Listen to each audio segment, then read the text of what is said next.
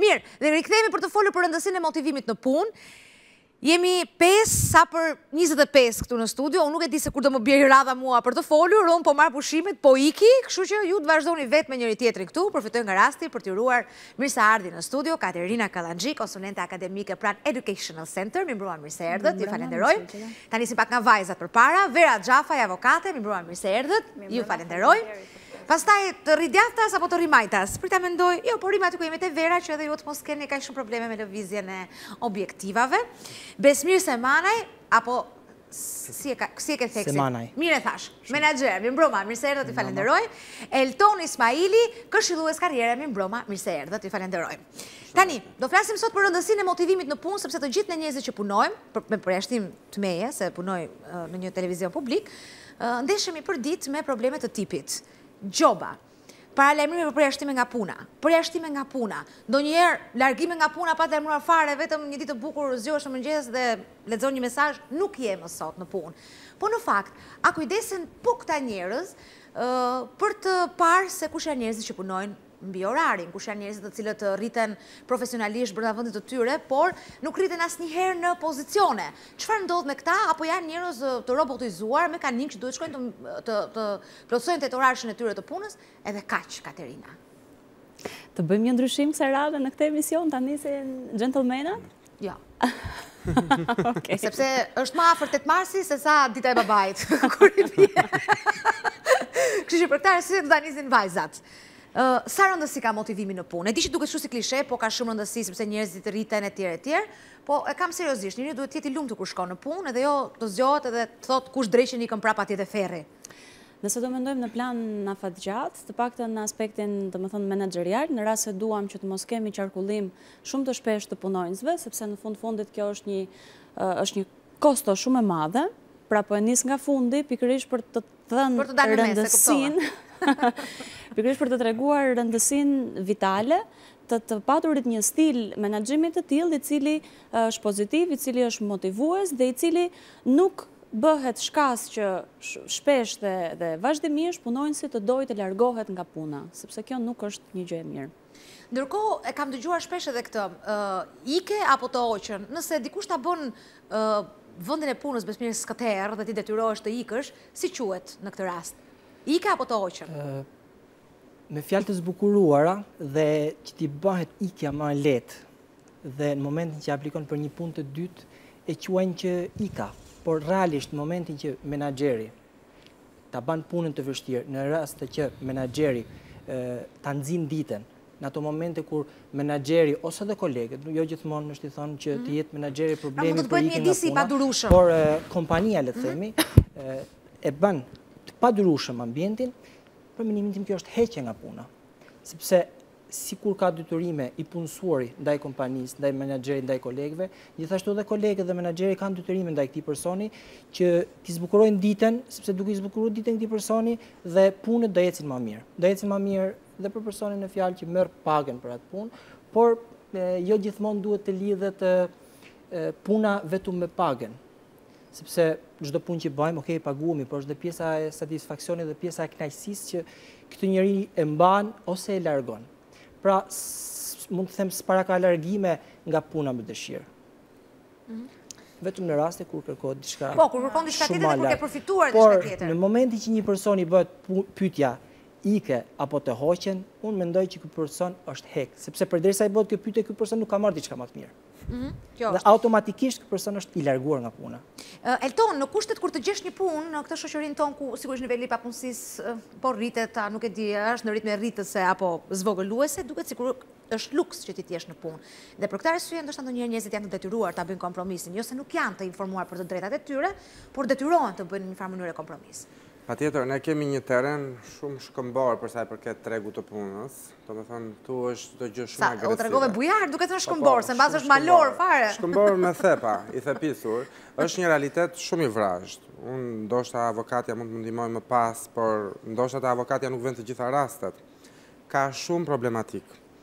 Përgjithsisht, pjesa më e madhe e njerëzve largohen nga puna në kuptimin e plot të fjalës, sepse largimi është edhe nëse ti nuk e motivon punonjësin, largim është edhe nëse ti çdo mëngjes, jo vetëm që nuk e motivon, po do që punë marsi, do me thënë në këtë rast, ai që ka marrë punën të këty, të motivoj ty.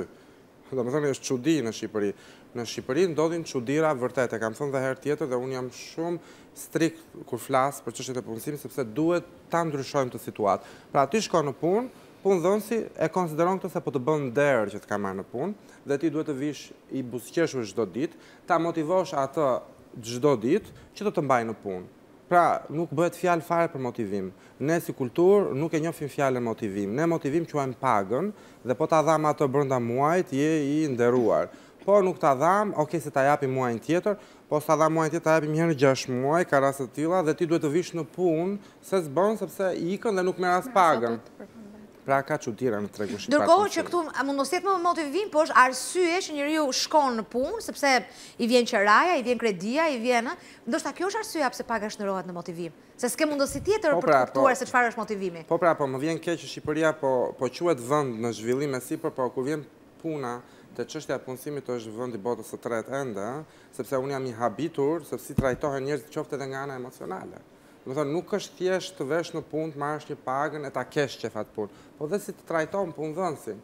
Unë këtu habitem, sepse më bie shpesh të takoj punëdhënës, dhe sa po shikojnë punonjësin, direkt ndryshon fytyra, ngryset, merr atë pozicionin e atij burokrati, autokrati, që ai do të ka të drejtë për çdo gjë, që të ka në dorë jetën, që të ka në dorë jetën private, pse fole ti me punonjësin tjetër jashtë orarit të punës, ku shkove, po si bëre në qiklavde, po se fërkove pak në kurizi. Për të mos folur me tonë dhe për shkelje privatësie, për kamera, për video. Ngacmime, që fatkeqësisht në disa institucione ndodhe dhe bestofi i famshëm, pra njërë në muaj mblidhen të gjithë dhe e prori thotë çfarë ke bërë tu, çfarë ke bërë atje. Hapur, më vjen shumë keq, por është mirë që ta fillojmë dhe ta themi si është realiteti, dhe mos u drejtojmë gjithmonë te shteti. Privati ka pjesën më të madhe të tortës së punësimit dhe privati jashtë qendrës së Tiranës është shumë i vrazhd.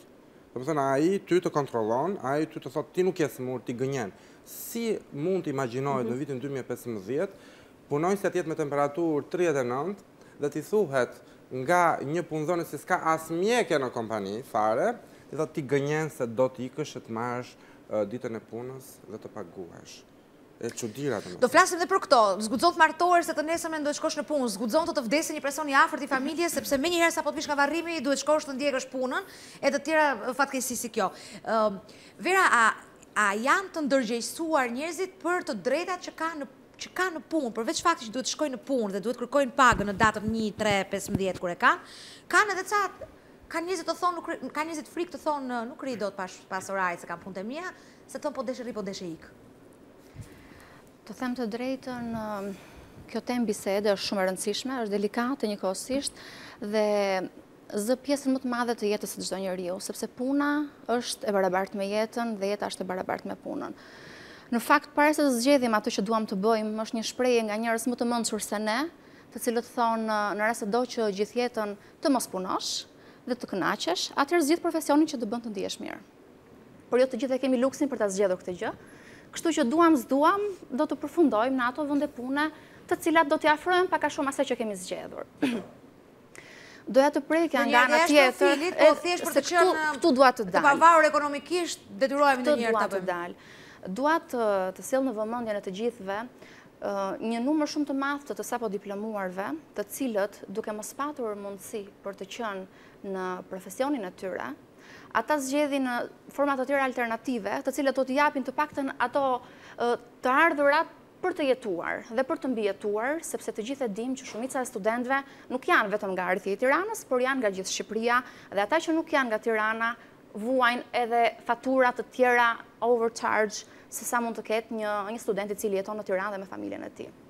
Kështu që ata zgjedhin alternativa që zotëria, zonjusha dhe zotëria këtu i din shumë mirë edhe juve kozeta, patjetër është fenomeni i famshëm i call centerit të cilët kanë një diplomë ndoshta juridiku, ndoshta letërsie, ndoshta gjuhë të huaja, që mund të jenë shumë funksional në atë të cilën ata kanë përfunduar, por që s'kanë çfarë të bëjnë, do të shkojnë të gjejnë një... Ndoshta vendi i tyre origjinës ka nevojë për profilin e tyre të punës, por dëshira për të jetuar të gjithë Metropol pastaj është çështje tjetër, askujt nuk i mohohet kjo e Nuk i drejtë. mohohet, sepse kjo është një drejtë kushtetuese, ti mund ta zgjedhësh ku të Po duash nga të ana tjetër, jetosh. nëse do të mos punosh të rjetën, që të bësh punën që do, mund t'i ta bësh edhe atje ku ka nevojë për mjek, ku ka nevojë për jurist, ku ka nevojë për ekonomist.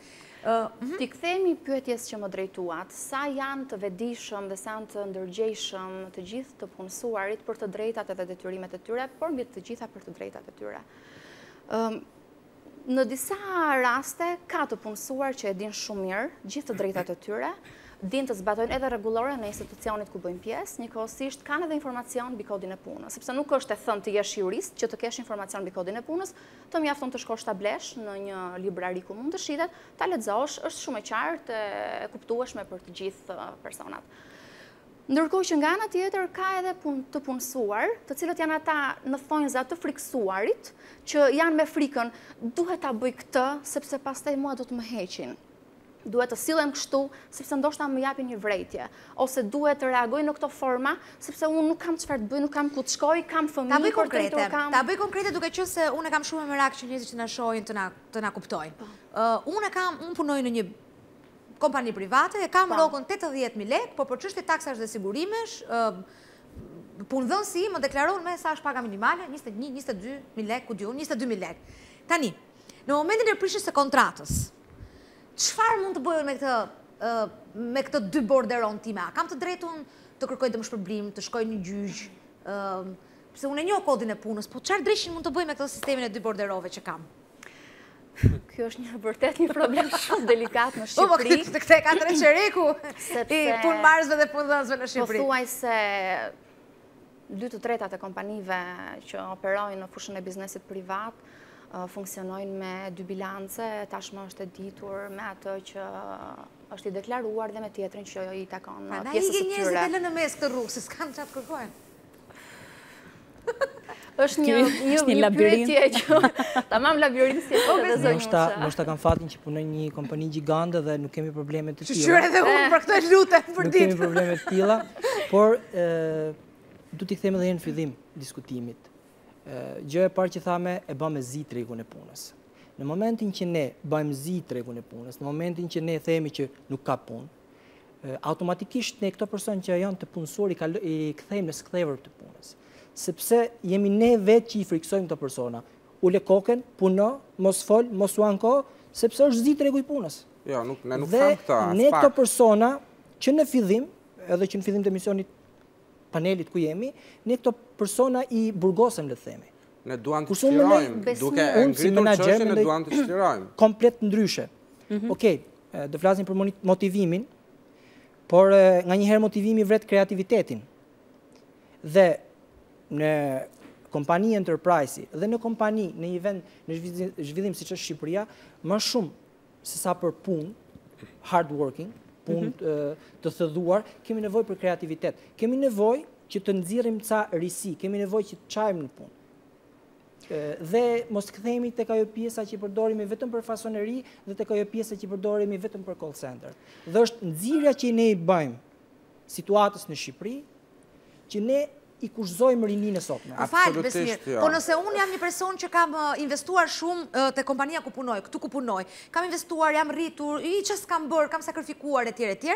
Tani vjen Eltoni dhe pse është nipi yt, që je ku diun se kush je, do ta ngresh në përgjegjësi etj, por unë jam e detyruar të ri sepse më rrezikohet puna etj. A nuk jam unë një person i shtypur në rastin konkret? Pavarësisht se me dashjen time dhe me vullnetin tim të lirë. Munges meritokracia. Jo, unë nuk jam dakord që ngritja e problemit dhe thënia troçe e problemit e pengon shqiptarin në këtë rast. Përkundrazi i jep zemër. Tani të kthehemi tek dy bilancet edhe të deklarimi i pagës në një mënyrë korekte.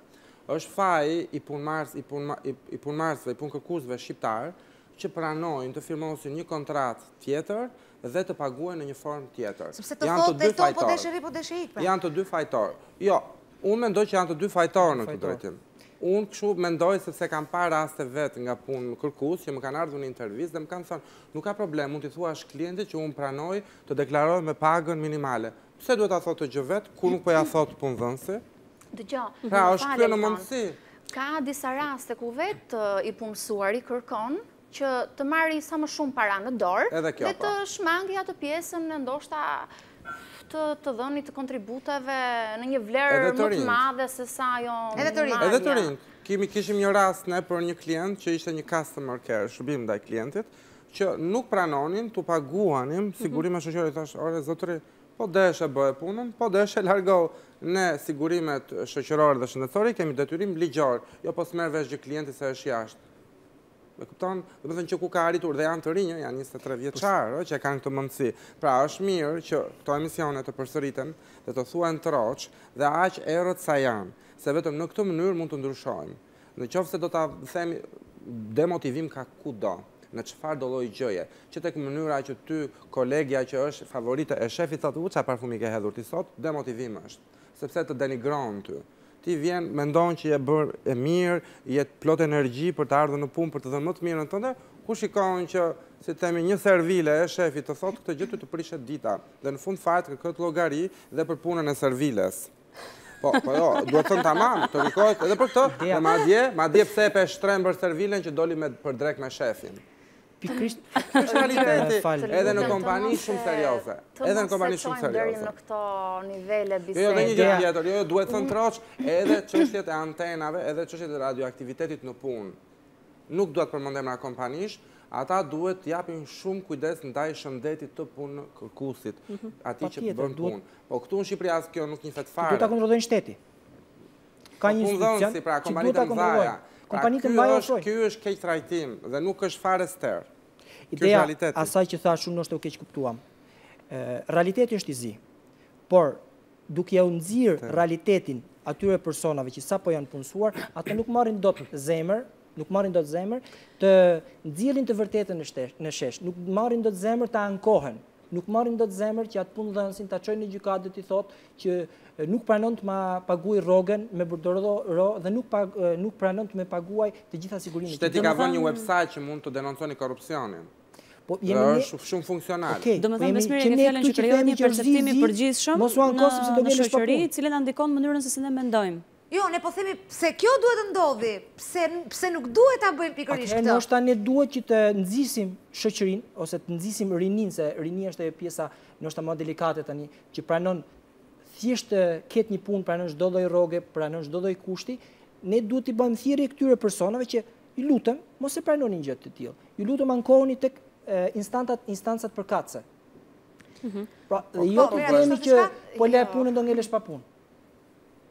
Jo, nuk do ngelet pa punë, por patjetër duhet që të ngrihet zëri dhe të tregojë realitetin. Në fakt, Kozeta, po do doja të shtoja diçka. Do të ishte shumë mirë që përveç ne që jemi pjesëtar të panelit sot, të kishim edhe zërin real të këtyre të punësuarve ose edhe të rinjve, të cilët janë të punësuar. Sikur në faqen tuaj në Facebook të kishit bërë një anket të vogël që cili nga ju punon në profesion për të cilin ka mbaruar shkollën, një anket interesante që do të na ndihmonte edhe ne me shifra dhe me statistika për të... S'është fare çështje shifrash dhe nuk është fare çështje statistikash.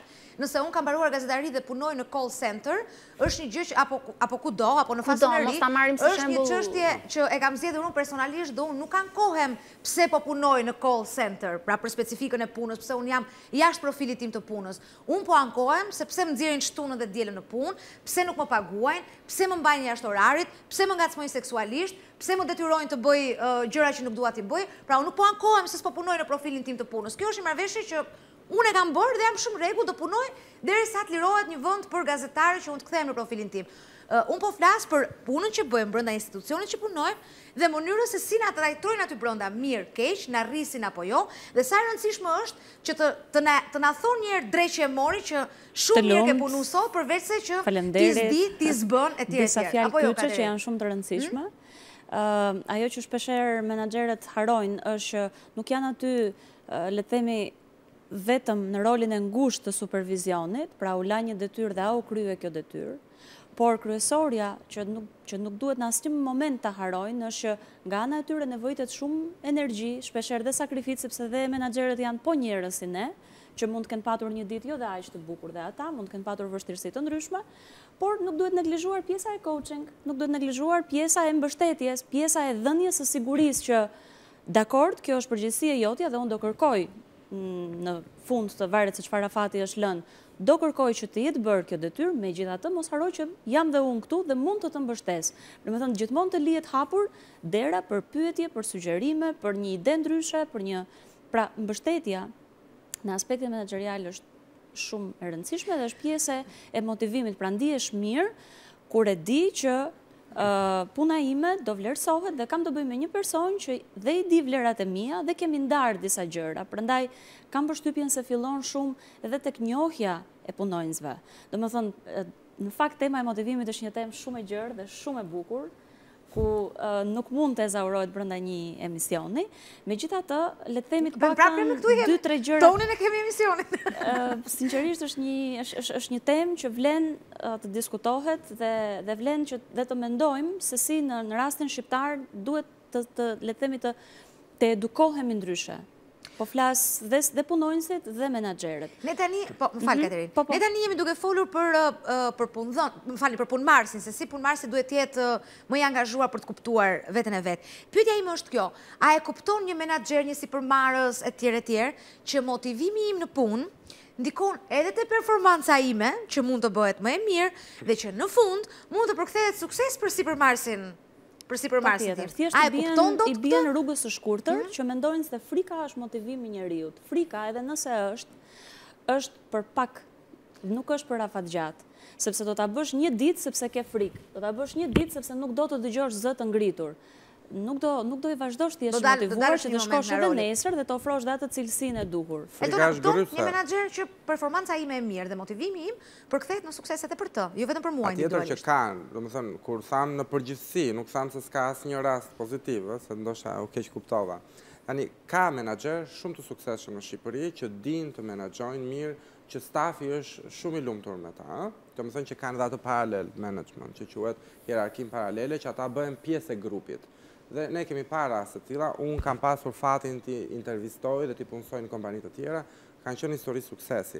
Por në përgjithësi, duhet të kthehem prapë te mentaliteti ynë, vendas është ata e shikojnë si dobësi, në përgjithësi e kanë vënë sidomos meshkujt, se femrat janë menaxhere më të mira, më të zonja në Shqipëri. Janë më të afta për të lënë hapësira për të bërë punën si duhet. Se kanë intuitën. Kanë intuitën e kanë edhe atë ndoshta. Kanë edhe emocionale, kanë anën njerëzore që është shumë e rëndësishme. Kurse mashkulli nuk e imagjinon dot, domethënë ti kthehet varci dhe ti thotë që të lutem e ke gabim, mund të ndodh. Varcet e mia më thonë, koleget e mia, unë nuk i quaj kur varce, koleget e mia gjithmonë më thonë, Elton e ke gabim, nuk bëhet. Dhe unë mendohem 5 minuta dhe them ok, ke të drejtë, nuk bëhet. Nuk është fundi botës që një kolegu yt ose një varc yt të thotë ke gabim. Në shkallë hierarkike që mund të jetë në ju. Të ndihmon, nuk e pranojnë dot. Duan që çdo gjë ta shesin te eprori vet sikur e kanë bërë vet. Dhe sklevrit poshtë janë thjesht persona kukulla që mund të hiqen. Unë jam habitur me një menaxher që i thoshte pronarit kompanisë që nuk ka problem se këta mund të zëvendësohen. Një muaj punë i gjejmë të tjerët. Edhe isha në atë takim dhe unë ndjeva në siklet dhe sinqerisht e humba atë klient sepse jam pak i krisur në këtë drejtim që nuk pranoj dot të i shërbej një kompani me këtë mentalitet të tillë. Sepse i bie që ato që do ta çoj atje si kandidat do më mallkoj pas 6 muaj. Do më thotë Elton, çfarë më bëre? Në fakt, a e kupton kompania çfarë kosto ka kjo? Një herë në muaj, një herë 2 muaj. Të trajnosh nga fillimi. Asnjë kompani nuk ka luksin, që të marrë një staf as për 1 muaj, as për 2 muaj, as për 3 muaj. Po nuk e kuptojnë ata. Në momentin që një kompani investon tek burimet njerëzore, bën një plan disa vjeçar. Dhe këtë person që e përzgjedh don ta mbajë sa më gjatë. Në teori po. Në teori po. Në teori dhe në praktik deri diku. Tani kështu duhet ta bëj Besmir apo kështu bëhet? Atëherë do të bëjmë që në fillim do të bëjmë një ndarje kompanish. Kemi kompani thjesht emra që punojësit i përdorin si sklever dhe janë fasoneria që mund të themi kanë 150 punojës dhe deklarojnë vetëm 50 ose 5 që deklarojnë vetëm familjen e vet. Kemi edhe pjesën tjetër të kompanive që janë kompani serioze dhe që realisht duan të investojnë tek burimet njerëzore. Dhe realisht ka shumë kompani në Shqipëri që investojnë tek burimet njerëzore. Asnjë menaxheri, sepse doli sikur menaxherët janë ato gogolet, janë ato të këqinjt, asnjë menaxher nuk don të ketë probleme me stafin. Asnjë menaxher nuk do, po nuk e kupton. Këtë po diskutojmë nivelin dhe shkallën e ndërgjegjimit. Një pikë që problemi që nga tek menaxhimi, tek menaxheri. Të menaxherit vet. Kurse kjo është 100% e ndërthurur. Punojësi me me menaxherin. Janë kolegë. Nuk kemi në Shqipëri kompani aq gjigande sa menaxheri mos ketë kontakt ditor, jo ditor, kontakt pothuajse gjatë gjithë ditës në njëjtën zyrë me kolegë. Dhe s'mund t'i thush vartës përderisa me një person rrin gjithë ditën, përderisa me një person bën bashkarisht, ndahen bashkarisht gjithë punën, nuk është tamam një vartës që ti do i bash presion. Masane në Shqipëri ka një gjë që mos më pëlqen. Mënyra punës ose mënyra motivimit është mes shkopit dhe karrotës. Pra, benefitit, ose një bonusi, dhe nga ana tjetër presionit, deadline-eve ekstreme, do të largoj nga puna, po su bë për kaq kohë ti nuk je pjesë më kompaniisë, dhe unë jam për asnjërin, realisht. As për motivimin që në çdo punë të mirë që ti do bësh, do të jap diçka, dhe as për tjetër. Jo, puna e mirë, brenda profilit tim të punës dhe brenda kohës time të punës, është detyra ime. Ndërsa unë ta hapi para derën dhe ta mbyllë fundit, nuk është për vetëm çështje për cilësi e pune, është çështje motivimi financiar. Themi përveç rrogës. Themi për bonuset që merren përveç rrogës. Pra, brenda kohës time të punës, sigurisht që ju do kërkoni cilësi të punës time, por nëse unë jam personi i parë që hap derën dhe jam e fundit që e mbyll, patjetër që do më detyroheni edhe një pra jashtë orarit. Edhe një është normale. Të gjithë në Shqipëri benefit financiar, apo jo? Mos ta thash edhe një herë, kam luksin dhe flas rahat sepse nëse edhe 10 minuta në vartësim punon i paguhet ai 10 minuta. Dakor. Dhe kjo është ndoshta edhe arsye që unë jam komod kur flas si menaxher i kompanisë Sipërkas. Po patjetër se ti po sjell shembullin tën personal dhe ne të përgëzojmë për këtë gjë. Dhe ideja është e tillë. Nuk është ky realiteti. Ideja është e tillë. Po më besmirë se një i kundërti që punon në një kompani tjetër, nuk vjen këtu të thotë që po unë e shtrydh dhe nuk e jap parat, nuk ulet dot aty. Duhet t'i nxisim dhe tjetër. Duhet t'i nxisim. Sigurisht do vi njëri që e bën, se njëri që se bën nuk vjen të ulet e thotë, po është e vërtet, unë i sklavëroj nga fillimi deri në fund edhe nuk bëhet fare se dukesh që ti e bën këtë gjë se je njëri shumë pozitiv. Më thëmë, më lejo të them edhe një përshtypje si rekrutus, më thëmë që je një menaxher shumë i zotit. Po ka persona që janë, dhe dua të them diçka, përgjithsisht bëhet nga meshkujt, por më lejoni të them edhe një detaj, që kur janë femrat menaxherë të këqija, janë super të këqija. Njoh 2 prej tyre në tregun e punës së Shqipërisë që janë të tmerrshme. Dhe i bëjnë dhe meshkujt të rinë drejt dhe të trembur dhe të shikojnë orën, dhe që të gjithë kthehen orën 5:30 në atë kompani, që të mbushin formular dhe dalin orën 9. Imagjinon do të dalësh në orën 21 nga puna, çfarë do të thotë që ti nuk ke fare jetë. Ti thjesht duhet të shkosh të flesh gjumë, të kapësh krevatin sa më parë. Dhe nuk e ka as për fëmijët, as për bashkëshorten, as për shoqëri, as për asgjë. Dhe të shtunën ke frikë mos bie telefoni. E kupton, domethënë nuk është ster, nuk po e nxij unë. Ky është realiteti. Të ndojturit jashtë orarit të punës është kthyer në mod shumë të keqe. Ose për shembull edhe kur unë do doja në fakt, po Vera. Po, do doja ta fokusoja në fakt bisedën në një aspekt tjetër. Marrëdhëniet e punës, sikur se e thash dhe në fillim, nuk janë vetëm delikate, por janë shumë komplekse. Vërtet po flasim për kompani private, për biznese që operojnë në Shqipëri, por nuk duhet të harrojmë se të gjithë këta janë të rregulluar nga shteti, dhe nga ligjet, sepse dihet që shteti është rregullatori më i mirë, i cili i çon në vendet e duhura, në pikat e duhura, të gjitha procedurat dhe proceset e këtij Të shumë besoj të ligjit i Vera? Unë jam avokate dhe sigurisht besoj të ligji, dhe në radhë të parë vetëm ligji dhe pastaj gjërat e tjera.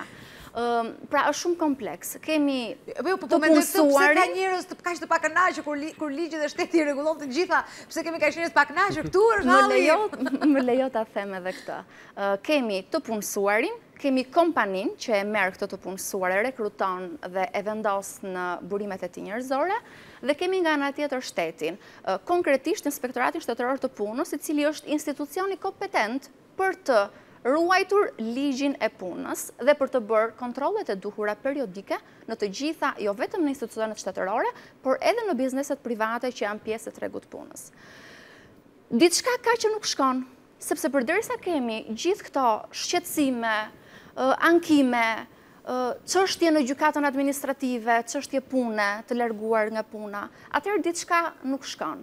Dhe mendoj që ngërçi mund të jetë në radhë të parë tek ai institucioni që ka në dorë për të rregulluar ligjin, për ta mbrojtur dhe për ta vënë në zbatim, dhe pastaj është edhe kompania konkrete, sepse duhet të dim çfarë kërkon kompania nga punojësi vet.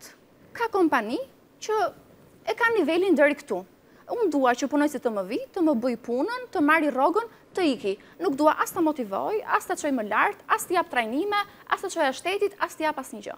Ka kompani të nivelit ndoshta të besmirit, të cilat duan të rrisin burimet e tyre njerëzore. Pra, rekruton punojësin, ose siç janë edhe bankat, e rekruton punojësin në një pozicion të vogël fillimisht, me kalimin e kohës, e trajnon pikërisht, e trajnon, investon të këta punonjës, dhe kur e shikon që aty ka brum për të përpunuar dhe për të dhënë pastaj sukses për kompaninë, atëherë i rrit shkallët e karrierës. Pra, mendoj që kompanit duhet ndahen nga njëra tjetra dhe nga ana tjetër edhe ky institucioni shtetëror që ka ligjin në dorë, duhet patjetër të bëj kontrollet e tij në të gjithë tregun e punës. Po si mund të ndahen kompanit? Kompanit mund ndahen në të mëdha, në të vogla etj, po ligji është njësoj për të gjithë. Nga ana tjetër, ligji ka shumë hapësirë. Të them edhe këtë, i dim tashmë edhe problematikat e biznesit, të mos themi që vetëm bardhëzi, por e dim problematikat e biznesit në Shqipëri, ka kompani të cilat janë në faliment, ka kompani të cilët janë në vështirësi të mëdha ekonomike dhe financiare, dhe pikërisht për këtë duhet të mendojnë punëmarrësit e tyre, se si do të dalë kompania nga falimenti dhe nga borxhet. Ata mendojnë të ulin kosto. Të ulësh kosto do të thosh të ulësh pagat. Pra ti e demotivove punojësin tënd, sepse ai s'ka çfarë të bëj. Ose do shkojmë tek ajo që thatë ju që në fillim, më fal Besmir ta mbaroj, ose do shkojmë tek ajo që thatë ju në fillim, që paga do të merret një herë në 6 muaj. Do apo s'do do rish në punë, se po ike nuk merr as stop muaj që ti ke punuar. Besmir, do ta mbash mend këtë që sapo the, se me që jemi duke folur për paga, për pavarësi ekonomike, jam e detyruar të respektoj pak hapësirën publicitare. Ka publicitet?